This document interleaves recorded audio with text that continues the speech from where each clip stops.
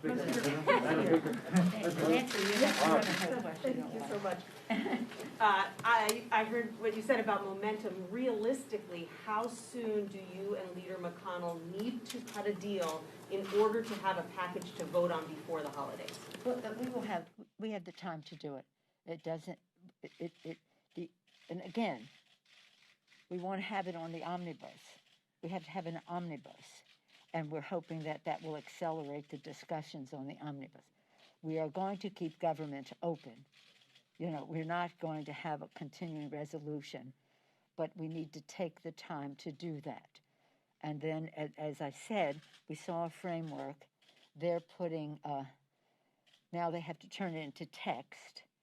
And then, so we'll take the time we need, and we must get it done. And we must get it done by before we leave. We cannot leave without it. So does that mean you have about a week to negotiate?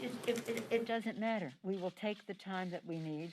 And the question is, when will the text be ready so that we can combine it into the, but the omnibus is not finished yet.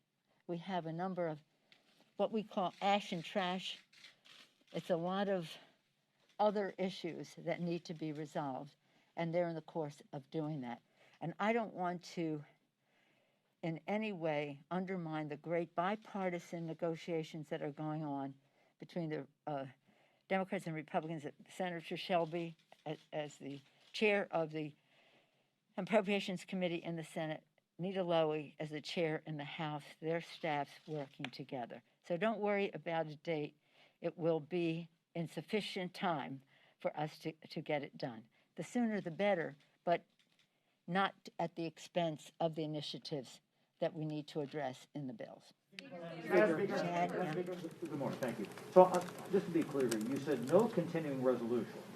I don't want any. No. Right, I understand that, but if you are on the precipice of getting a coronavirus deal, and you can't, if you are on the precipice. We'll be on before that. Okay. But what shifted, in your opinion, when the Problem Solvers Caucus had a much larger bill a few months ago? You did not like that piece of legislation. What has shifted now when they're on board with this piece that's come out of the Senate? Perhaps you missed what I said earlier.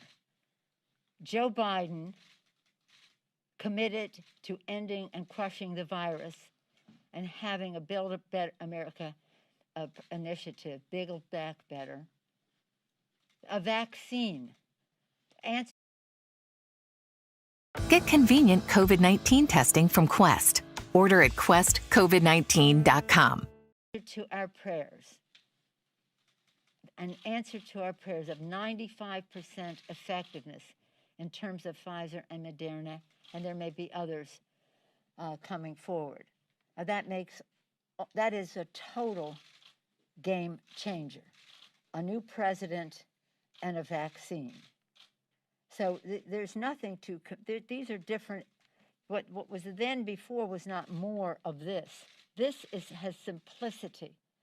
It's what we've had in our bills. It's for a shorter period of time, but that's okay now because we have a new president. A president who recognizes that we need to depend on science to stop the virus. A president who understands that America's working families need to have money in their pockets in a way that takes them into the future without any of the contraptions of any of the other bills that the administration was associating itself with them before. We feel very excited about the prospect that there's a bipartisan bill, because I told members I'm not bringing any more bills that are not bipartisan. We wanted to show what needs to be done in the interest of negotiation. They're negotiating. It's a good product. It's not everything we want. Don't get me wrong. I don't want the Republicans to think that that this is a dream come true. It is not, but it is a path forward. Yeah. Was it a mistake not to accept half of a loaf months ago when you said I'm not going to accept half a loaf? Look, I'm going to tell you something. Don't characterize what we did before as a mistake, as a preface to your question, if you want an answer. That was not a mistake. It was a decision, and it has taken us to a place where we can do the right thing without other, shall we say, considerations in the legislation that we don't want. Now, that is it. Now, the fact is, I'm very proud of where we are. My chairs have worked very hard on all of this. They were not even happy with a proposal that we made the other day before we saw this proposal. They thought we had come back too small. So it's not about an individual, it's about how we address the needs of the American people. And we have to do it in a scientific way, and we have to do it in a way that recognizes people need food on the table. They need to get their rent paid. They need money in their pockets. They need their unemployment insurance to be there.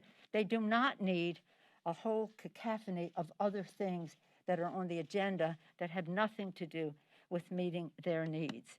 So we're very pleased at where it is. And as I say, with a Democratic president committed to a scientific solution for this, with the idea that we will have a vaccine, it's a complete game changer from them. Yes, the petition that... No, I was recognizing you. Oh, thank you.